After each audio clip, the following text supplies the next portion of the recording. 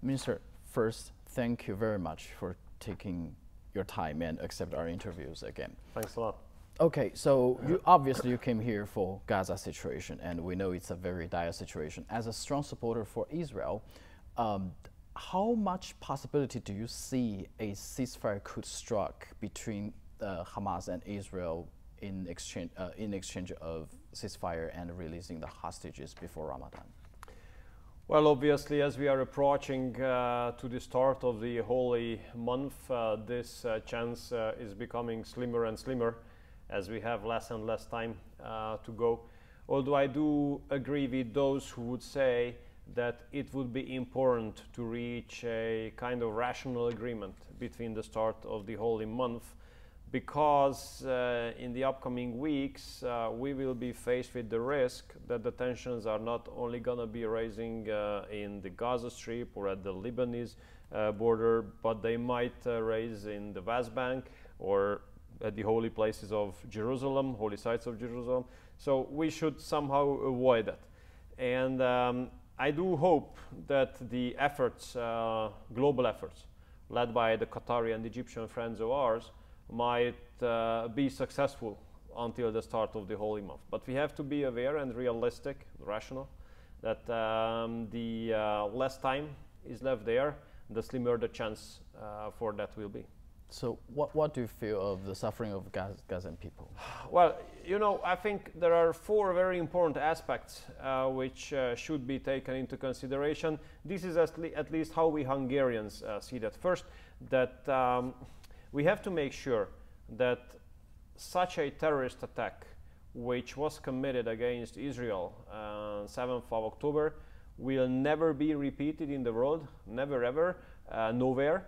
Not at any point of time and against anyone. This is extremely important. So therefore I think that the anti-terror operations in the region must be successful, because if the terrorist organization feel that they can win over the civilized world, then it will put another impact on the global threat of terror with which we have been confronted by, unfortunately, in the recent years. Second, that the escalation of this conflict must be somehow avoided.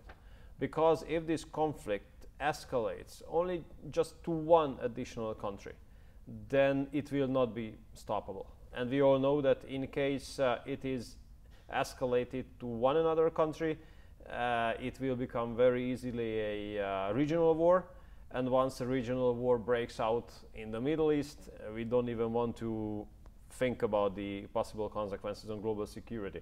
Third, we argue in favor of the hostages to be released as soon as possible without any conditions. We still do have a Hungarian citizen who hopefully is still alive, and we hope and pray for him being released soon. And fourth, we have to make sure that the civilian population is being protected, because it should not happen that the civilian population is being punished for the crimes committed not by them but by the terrorist organizations.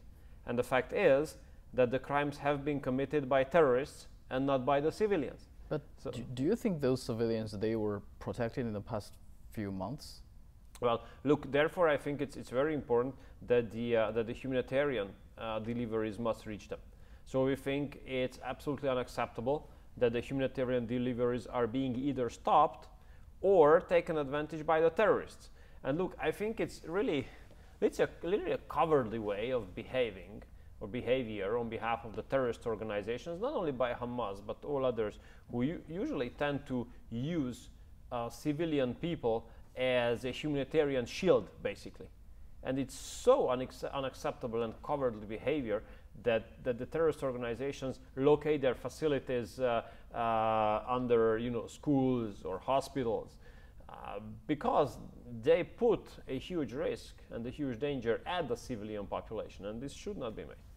So, speaking of humanitarian delivery, we know one of the biggest organization in UN is UNRWA, which Yeah. played an important role in Gaza or anywhere else with the Palestinian refugees. Many countries, many donor countries, they stopped their funding because of the incident, obviously. In your opinion, how should those countries resume their funding to UNRWA? Well, it's a really, really complicated question. If it was not complicated, we would not speak about it because it would have been already resolved, right? So, you know, it's interesting that even in the European Union, the debates about the future way of operation of UNRWA, the debates about the developments in Gaza, are much more tensious and bringing forward much more emotions than all the debates about the war in Ukraine, for example, which is really interesting to me because I would not have thought that this would be the situation, but this is it. So what I can tell you is the following, that, I mean, we should not represent a extremist position in either way. We have to make clear that the operation of UNRWA is really important because the operation of UNRWA has helped many people who are living as refugees to get back their human dignity, to work, and to have the hope that things might turn better in the future.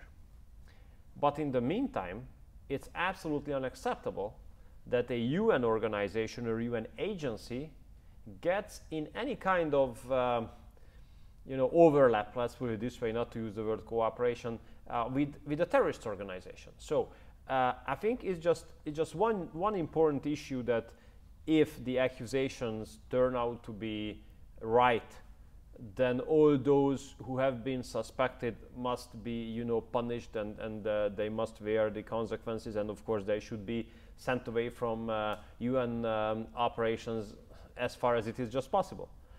But in the meantime, we have to raise the question whether the structure of the operation of UNRWA was the appropriate one or not. Was it able to protect the integrity and the credibility of the agency and its activities, or it could not because of this or that, you know, lack or problem, or, you know, I mean, structural failures. So I think there are two important duties here: to find out to what extent the accusations were right, and on the other hand, to have an overview about the structure of this operation. So very short two follow-ups. Yeah. First one, Hungary is against dismantling UNRWA. Well, once again, we are against putting the humanitarian necessities into brackets when it comes to the region. But on the other hand, I can't tell you until the completion of such an investigation whether UNRWA is the right framework for that or not. But the activity, the operation, helping refugees in the region, helping them to work, helping them to live, helping them to be educated, this is extremely important.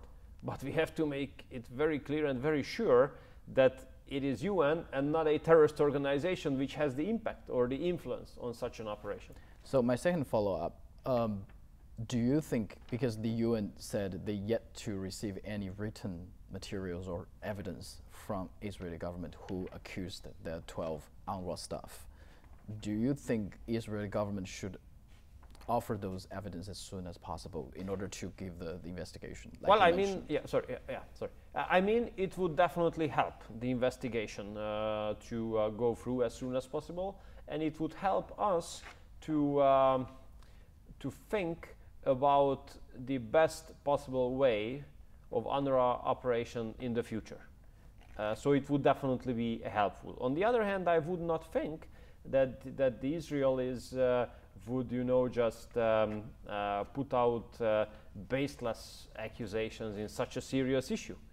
So I have no reason to challenge what the Israelis have been putting forward. But I mean, evidences would be really important from the perspective of the outcome and the quick completion of this investigation, which definitely has to be made. Now let's move to the other war you just mentioned, which is, you feel surprised they're not as much in tensions as the Gaza situation, which is Ukraine. French President Macron recently said, and I quote, "Nothing should be ruled out when talking about deploying maybe NATO troops there." What is the position for Hungary on this?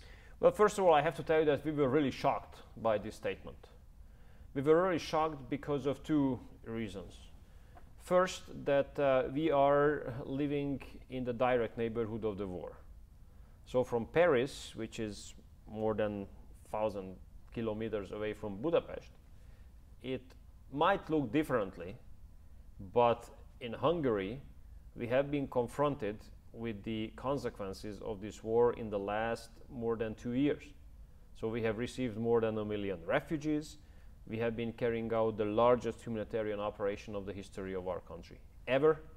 There are around 1,600 schools and kindergartens in Hungary where Ukrainian kids and students are being enrolled.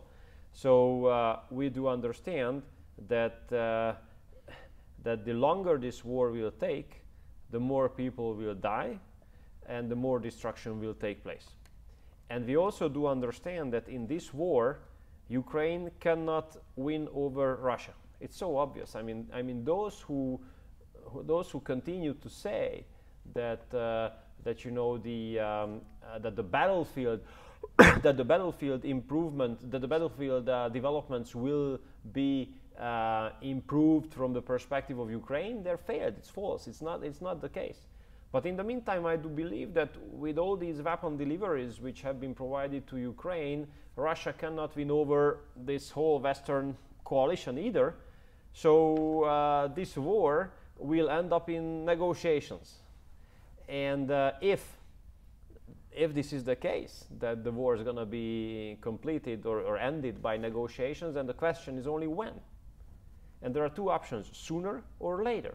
And the sooner the negotiations would take place, the less people would die and the less destruction would take place. But the later the negotiations would be started, the more people would die and the more destruction would take place. So therefore, we say that if there are going to be negotiations by any case at the end, then why not sooner than later?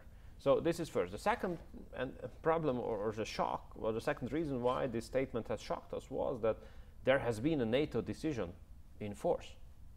NATO has made a decision right after the outbreak of the war, saying that NATO is not party to the conflict and we have to make our best efforts in order to avoid any kind of direct confrontation between the Russian Federation and NATO itself.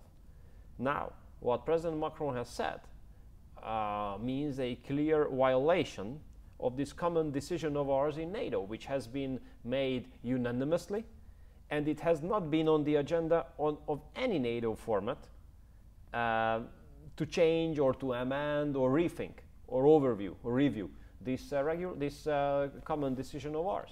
So based on the existing NATO decisions, based on these decisions which have been made unanimously, and based on our everyday experience in the neighborhood of the war, this statement was totally unacceptable. And Hungary, a country which has never delivered weapons to Ukraine, will not deliver weapons and will not send any kind of troops to this war. That's absolutely sure. So a couple of days ago, there's another leakage of the audio dialogues of the German officials talking about sending Taurus missiles and a possible strike on the Crimea Bridge, which, just like you said, is also another, what the Russians said, involvement of NATO in the Ukrainian conflict. What is your reaction? Well, in this case, I think it is much more important what the Chancellor says.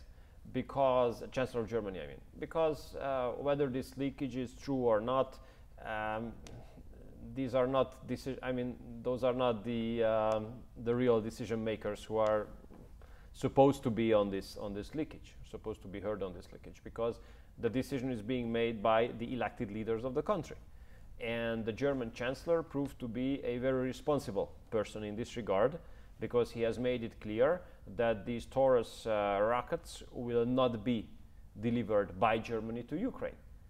And I hope it will stay like this because this helps the escalation to be avoided. All deliveries of additional weapons, especially if the delivery takes place in a different dimension, which Taurus would definitely, represent.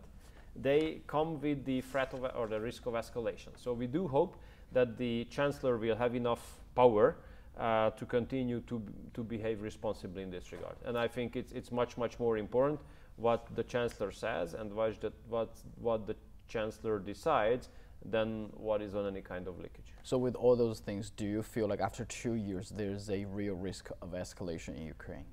Well, what I can tell you is that every day spent in war brings forward another threat, another risk of escalation. That's obvious, because when there are so much weapons, on both sides, so much emotions on both sides, just one mistake, one misunderstood statement can create big problems, really big problems.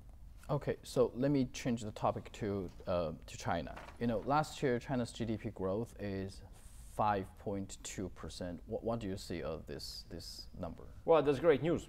Mm-hmm. And not because of the Chinese, but because of the Hungarians for sure. Not only because of the Chinese, but because of Hungarians as well. Because China became our second most significant import source, and China is becoming the #1 investor in the recent years in Hungary as well. And the Chinese investors play a more and more important role in our national economy. They have contributed big time to keep economy growing in Hungary, and they contributed big time to the development of our automotive industry, which is definitely the backbone of our national economy.